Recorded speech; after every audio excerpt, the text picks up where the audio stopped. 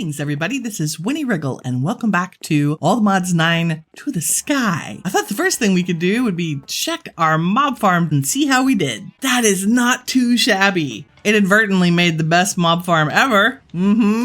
Despite its fancy attractiveness. The backpacks, I think, also have, yes, additional items. Okay, well, let's suit up with our new gear. I am also wearing the engineer's goggles from Create. They're just a gold plate, some string and glass, and we can make that gold plate with an engineer's hammer. I'm wearing these because I think this is the answer to initial power on our Skyblock. But we're going to do that later in the episode. First up, I have a couple more quality of life and some minimum automation improvements. I want to show off our lava improvement. I have switched our campfire from a campfire to actual soul fire, and that makes our rate 5 times instead of 2. And so we have a nice almost 300 buckets of lava. You may have noticed in the last episode that I started a little farm, which is great, except it's a pain to do manually. Let's pick something from the pylons mod to help us out with this. We are going to make the harvester pylon, which when equipped with a hoe, will harvest and collect any crops within a 9x9 area. I also have an iron barrel and a barrel upgrade for stack upgrades. And I believe we need to set this inside the water. So let's give this a couple of diamond hoes and then replace our barrel. Oh, we need to configure it though. Hold on. I want it to do a full 9x9. So it's in the center. So maybe I need to put it here and shift our farm over a tiny bit so we can harvest all of it. Let me reconfigure some logistics real quick and I'll be right back. And we're back. I have just shifted our garden over to one side. And now our harvester pylon is in the middle with 2 diamond hoes. It's set to 9x9. And if I set a barrel on top of it, it harvested the whole thing. And there they are. And voila, farm automation, Skyblock style. Twerking all the crops so we can eat something good tonight. I also made a jack-o'-lantern because they're cute. Yeah, that's beautiful. Next up, modular routers. I know that's sometimes a scary name for people to hear, but they're not as complicated as you think, and we're going to do a very simple example. Do you see this sugarcane next to me? I'm tired of walking through it trying to get to the work area. So we're going to move it over here, and we're going to set up a little bitty automatic sugarcane farm using modular routers. Let's grab our sugarcane. So we'll put it down here. We're going to waterlog the stair next to each of them. We don't want to break the sugarcane at the ground level. We want to be 1 block up. So we're going to set our router up on top of a block. And then let's talk about what we actually want it to do. There are 2 things we want it to do. We want it to break the sugarcane and then send the sugarcane. So the first thing we want to do is put a breaker module in there. It's important to note that all of the modules also have interfaces. You can either hold them in your hand and right click to open the interface, or you can put them in the router and middle click with your mouse wheel. So all we want this breaker module to do is to break the sugarcane that's to the left of it. So first we have to tell it to the left by clicking that side of the block. We want to put a sugarcane in the filter, which is these 9 blocks on the left. And we want to tell it we only want it to break sugarcane. So we're actually going to turn it into a whitelist. We don't care about damage, so I'm going to tell it to ignore item damage. And then we'll just double check on the right. We do want it to match by dropped item, not by block. The next thing we want it to do is send. So we put a sender module. We want it to send to an inventory. And in this case, we're going to put a barrel on top with a stack upgrade. So if we middle click on the sender module, we're still working with sugarcane. So we'll whitelist that. And this time we're going to select up. So basically we're telling this to send sugarcane up. And we want to ignore item damage. We also want it to break the block on the right. So I'm going to put another breaker module in here, middle click. This time we're going to tell it we do want sugarcane is the thing we're trying to break. We don't care about the item having any damage. And we want it to break to the right and match the dropped item again. So this is identical to the first breaker module. It's just we picked the right as well. One thing I forgot about: a configuration in the claimed chunks that you need to make before your modular routers will work. That very important setting can be accessed from your inventory. So press E to open your inventory and go into the very tippy top left corner of your screen to My Team and click it. If you haven't already, create a team. Once you have, over on the right hand side, there'll be a settings gear. And on here, we want to go down to the third option that says allow all fake players and make sure this is set to true. And then at the bottom of the screen, click accept and then escape to get out of there. That's very important because a modular router is actually classified as a fake player. And so for it to work, we have to turn that on. We also have to make sure that our redstone mode is set to always. That just means that the router will always run with or without redstone. And you can see it's breaking sugarcane behind us. Automated sugarcane farm for the win. And yes, it is putting it above our router in the barrel. So that will just collect sugarcane for us over time. Again, simple early game automation so that we don't have to do so much farming. The next thing I want to make is a little quality of life item that we actually needed the diamonds in order to create.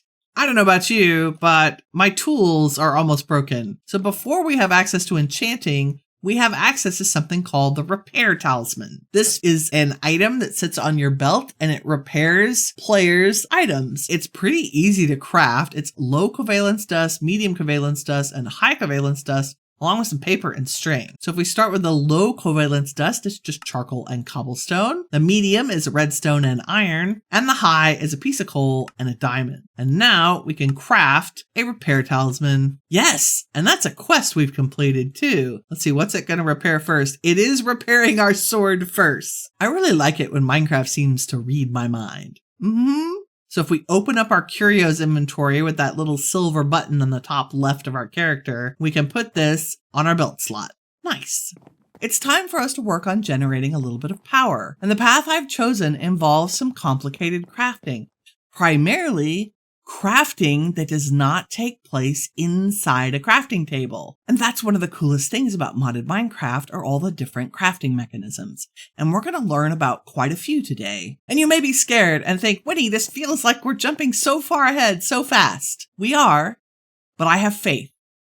I know that we can accomplish this for two reasons. One, I'm going to take my time and explain everything in detail so that hopefully it makes sense, even if you've never seen some of this before. We're going to break it down into a couple of manageable chunks, like crafting the windmill, then crafting our alternator. Bob, I'll be right with you. And then we will actually generate power and craft something to hold that power. Secondly, I have faith. I know you can do this. So let's do this together. But first, let's talk to Bob. What's up, Bob? Oh, it's not Bob. It's Ross because he has a happy tree and some dyes. Lovely to see you again, Ross. Red dye ferns, lily pads, dark oak, brown dye, totem of undying. Thank you. I already purchased the dark oak sapling from you a couple of weeks ago, and I'm happy to report that we have enough to make a tree. So we will no longer be requiring your services today. Where were we? Oh yes, making power. Here's what we're going to start with. We're going to make the windmill first. We're going to start with the windmill bearing, which is a slab, a piece of stone, and a shaft, and some radial chassis, which are andesite alloy and stripped oak wood. A shaft is just a couple of andesite alloy put together. Here are some shafts. We're going to make a stack because these will come in handy later. Our windmill bearing, and I think just 6 radial chassis for now. Those are the working parts of our windmill. Now we just need to add sails, or a block that functions like a sail. We could make windmill sails from the Create mod, but they cost an andesite alloy, sticks, and wood for every 2 that you craft. And we're going to need like almost 3 stacks of those. So I'm going the cheap route and we're going to use wool. In order to use wool, however, we're also going to need to make glue. Glue is very simple. It's just a couple of slime balls, an iron plate, and an iron nugget. Remember that we get iron plates by using our engineer's hammer with any ingot. So now we have glue. Once our windmill starts spinning, we're going to want a way to move some of that kinetic energy or stress units to other places. And to do that, we're going to want to craft cogwheels, probably a half a stack, and large cogwheels. I think a quarter stack is plenty. We also want a few gearboxes because those help us move rotation around corners, either up and down or left and right. And to make these, we're going to need some more andesite casing. And remember, andesite casing is just taking a stripped log and right-clicking it with an andesite alloy. We're also going to need some brass casings in some of these recipes, so let's go ahead and make some brass. And the way we do that is creating brass dust by combining copper dust and zinc dust together and then putting that brass dust in a furnace. So we get our dust, remember, from our copper ore hammer. So I've got some copper dust and some zinc dust, and if we combine them in the crafting grid, we get brass dust. Throw it in a furnace, and we get brass ingots. Now we can use those on some stripped logs and get some brass casings. So we have our windmill bearing, our chassis, some glue, and some wool. Let's go ahead and make a windmill. Now I've started in this pit because I actually want our windmill to have a little bit more room underneath it. I do not believe height actually matters, but it feels good to put it kind of up off the ground where it won't interfere with anything else. First, we're going to set down our windmill bearing and make sure that the sticky green side is pointed up. Then we're going to set down all 6 of our radial chassis. So you should end up with something that looks like this. Now we're going to apply the sails. In other words, the wool. And I think this is a perfect opportunity to use our balloon on a stick. So we're going to go 4 across and 11 up. 1, 2, 3, 4.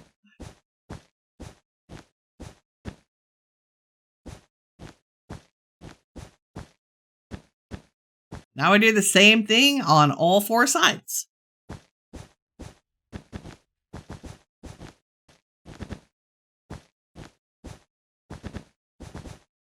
And now we have a giant wool cross that we have to glue together. So we want to glue each of the walls together. So I'm going to right click with my super glue and drag it. And as I drag it, you can see that it highlights the blocks. So now we've glued together that wall of wool. Let's do the same for the other 4 sides. Balloon on a stick is rocking. Okay, we've glued all 4 sides together, but we haven't actually glued them to the radial chassis in the middle, and that's important. So what we want to do is just count up 6, 1, 2, 3, 4, 5, 6, and we want to glue from here over to the other side. You see how we're crossing? We want to do the same thing on this other side. So here, and then down and over. So now we can be sure we've glued the whole... Don't knock me off my pole, you stupid phantom! Oh my god, I'm trying to do a tutorial, jerk! Finding phantoms on balloons might be my new thing. Okay, there we go. We've glued the entire thing together. We don't have to glue it to the actual windmill bearing because it's got sticky on top. So it's already sticking to everything else. Let's detach our balloon on a stick. With an empty hand pointing at the top of the bearing, we want to right click. And there we have it, a functioning windmill that is generating 8,192 stress units. Which is great because we need those stress units in order to use one of Create's other unique crafting mechanisms, namely mechanical crafter crafting. So let's go make some mechanical crafters and I'll show you how to set that up. Now, mechanical crafters are a little bit advanced compared to the other stuff we've done. We already have our brass casing and a couple of crafting tables, but we'll need to make some electron tubes. We can make iron plates, super easy with our engineer's hammer, but polished rose quartz is yet another Create crafting mechanism. We're going to need to use sandpaper with a rose quartz to create our polished rose quartz. So the rose quartz is easy. It's just nether quartz and redstone. And I think we only need 4 pieces of this. And the sandpaper is literally a piece of paper and some sand. If we put the rose quartz in our offhand and hold the sandpaper and make an eating motion with right click, you can see that it crafts our polished rose quartz. And now that we have our polished rose quartz, we can make our 4 electron tubes and then turn those into our mechanical crafters. We only need 12 for this recipe, but Create supports a lot of recipes that may require you to make more, depending on what the recipe looks like. Let me show you what I mean. So the cool thing about mechanical crafters is that they do support the regular 3x3 crafting that you would find in any crafting grid. They're just a bigger version. We also need to make sure when we set these guys up that those black arrows all eventually come to a single block. So we want to turn them and then turn the bottom ones to point to the left. So you see how everything now points and then goes over to this left block. You always want to make sure before you craft anything that all those arrows end up in the same place. So if we look at the crafting recipe for the alternator, it's a little different. There's the 3x3 in the middle, but we seem to have need for extra crafting spaces at the two sides and the top. And this is where the mechanical crafters are really cool. You can just add those extra crafting spaces at the side, and if I got some scaffolding, at the top. So now we have a crafting table physically out in the world, but it's still a crafting table that can make this recipe. So we need to do two more things. We need to go make all these things that make up the crafting recipe, and we need to hook up this mechanical crafter to our windmill. Let's hook up the crafter to the windmill first. When you look up at the windmill, you can see that there's a shaft in the middle of it turning. That's important. We need to use that power to turn all the mechanical crafters. And so you can see that there is a cogwheel kind of in the middle of these. So if we hook it up to another cog, that's where we're going to have to input that spinning energy from the windmill. We can use some shafts to bring it down. So we can take a gearbox and putting it in a crafting table gives us a vertical gearbox, which lets us take the rotation from the top out the side.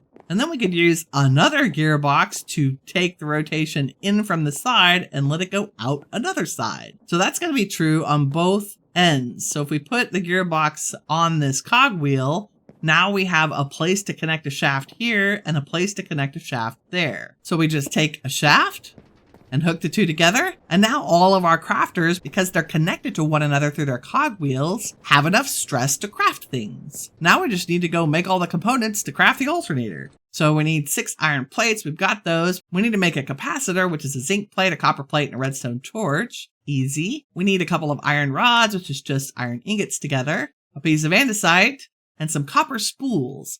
Now the copper spool has an empty spool in the middle, which is iron plates and nuggets. And then we need to make some copper wire. And if we take a copper plate with an engineer's wire cutter, we get copper wires. Then all we have to do is look at the picture for the recipe and copy it. So it looks like we've got iron plates in kind of a circle, a pyramid of copper spools, the iron rod in the middle, the capacitor in the bottom, and the andesite alloy on top. Iron plates, pyramid of copper spools, rod in the middle, andesite on the top, capacitor on the bottom. Ta-da! And since we've already given this power, it's going to start crafting. All of our arrows are pointed and end up in one block. It's not very fast, but that's okay. And boom. And there we have an alternator. So that creates mechanical crafter crafting. And the same principle would apply no matter how big the crafting recipe is. And let me tell you, there are some big recipes in here. So that was the second step. We built the windmill. We crafted our alternator using the stress units from that windmill. Now we want to take the stress units that windmill is generating and turn it into power with the alternator. However, the speed at which the windmill is currently spinning is too slow. So we're going to have to make it go faster. And we're going to do that by using some gears. So let's disconnect it from the mechanical crafters and get out some small cogs, large cogs, and some andesite casing. So I'm looking straight up at the windmill. I'm going to put a large cog on there. Then I'm going to take a small cog in my hand until I can see that ghostly image kind of down and to the left. And if I right click, it's going to put that cog there. Now, why was it important for us to start with a large cog and move to a small cog? This is called gear ratioing, and it's a way to speed up something that's spinning. And in order to measure that, we can make something called a speedometer from the Create mod. If we take our speedometer and put it on the small cogwheel, it'll tell us that it's spinning at 32 RPM. If we take that same speedometer and put it on the large one, which has the same rotation as our windmill, you can see it's at 16.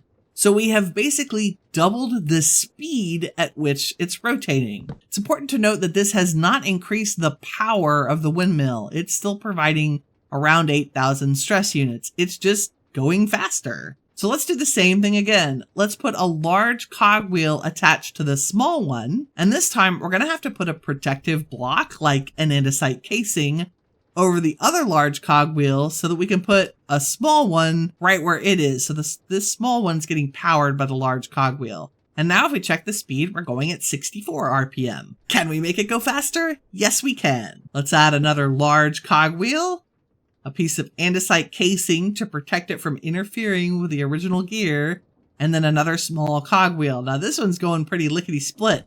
And if we test it out with the speedometer, 128 RPM, and that is definitely fast. Our alternator requires a minimum of 32 RPM, but the faster the RPM, the better the power we're going to generate. So let's replace this with our alternator, and if we look at the energy generated, 180 forge energy per tick. And that's enough power to do just about anything we want right now. Of course, the last and final problem is how do we store that power and then move it around the base so that we can use it? That's where Mekanism's going to come in. And thank goodness we're back to a regular crafting table for this one. So we're going to make a basic energy cube from Mekanism. And in order to do that, we have to do a couple of things. We're going to need steel. And in this pack, there's an easy way to get it. We can just use our ore hammer with some coal and iron dust. And there is some steel dust. Let me just cook that up. And while that's cooking, let's look at the other things we're going to need. We're going to need an energy tablet, which needs redstone and gold ingot. That's fine. But it also needs something called infused alloy. And we get infused alloy by putting iron and redstone in a metallurgic infuser. Metallurgic infuser is pretty easy. It's a couple of furnaces, some iron, and osmium. Now, if you didn't know, in Mekanism, you don't have to hook up your Mekanism machines to power. You can actually power them with raw redstone in the beginning. So we need redstone to process things in here. So we're going to put it over in the left input. And then we're going to want to turn, I think, probably 16 iron ingots. And it's telling us, oh, you don't have enough energy to operate. I beg to differ. If I feed it some redstone, I have plenty of energy. Ta-da! Okay, let's take the redstone out. Advancement made, the alloy that started it all. Basic energy cube, we need 2 energy tablets. 1, 2, and our steel casing, which is 4 steel ingots, 1 osmium, and a little bit of glass. 1 steel casing, 1 basic energy cube. But we can upgrade this, because this holds 1.6 million forge energy, which is great. Like, I'm not sniffing at 1.6 million, but if we make an advanced energy cube, which we're perfectly capable of, we can store 6.4 million forge energy. That's a lot of energy. How do we make the advanced one? We need to make 2 more energy tablets. We just need 8 infused alloy. And then I believe we can make the advanced energy cube. And let's pick up our metallurgic infuser. So we have an advanced energy cube. Yay! Except it's not hooked up to the power. How do we move power around? We're going to use the pipes mod to make some energy cables. Because they are cheap, it is iron ingots, blocks of redstone, and redstone dust. And we'll just need 16 for now, so they can pull energy out of the alternator and give it to the advanced energy cube. But you may notice, the power is not going to the energy cube. Whatever shall we do? We shall make a pipe wrench from pipes. And that is super cheap. I believe it's just a couple of pieces of flint. Yes, and some sticks. So the pipes have to be told what to do. They have to be told where you want power to go from and deliver it to where. They've got the deliver to part down, but you have to shift right click on your energy source. And now our energy cube is filling up with energy. Did you make it to the end? Aren't you proud of yourself? You built a windmill. You learned how to craft with Create Mechanical Crafters. We made an alternator to convert that windmill power to electricity. And we also got a little bit into Mekanism to make a battery to hold that power. I know this feels like leaps and bounds ahead of our simple automation, but it was important to get you used to the different kinds of crafting mechanisms in other mods, especially those from mods where they're kind of out of the ordinary, like Create. But I think that is more than enough to cover in one episode. I really appreciate your time today. Thank you very much for watching. If you enjoyed the episode, leave me a like. It helps me out, and I appreciate it. In the meantime, remember, you are all the shiny stuff that awesome is made of. Take care, everybody. Bye-bye.